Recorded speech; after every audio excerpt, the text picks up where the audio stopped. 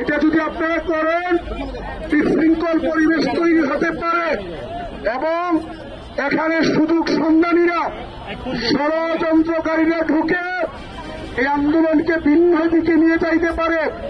ওনারা অনুরোধ করেছেন যে আপনারা এই কর্মসূচিটা আপাতত স্থগিত করেন।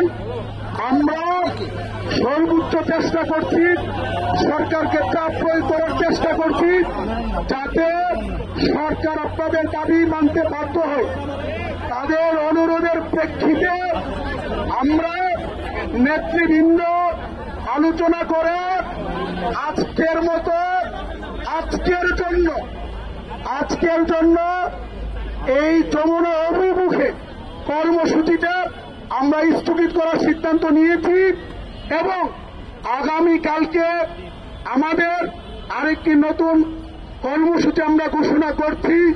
সেটি হচ্ছে আমাদের 24 ঘন্টা লাগাতার অবস্থান কর্মসূচি অব্যাহত থাকার পাশাপাশি আগামীকাল দুপুর 2টা থেকে আমরা অনশন শুরু করব ইনশাআল্লাহ।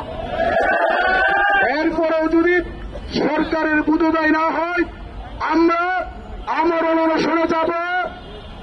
এরপরেও যদি আমাদের প্রতি সরকারের কোনো দয়া না হয় আমার অনশন করতে করতে আমরা শিক্ষকরা এখানেই মৃত্যুবরণ করব। আমাদের দেহ এখান থেকে জীবিত যাবে না, আমাদের লাশ এখান থেকে যাবে। কিন্তু অধিকারের প্রশ্নে কোনো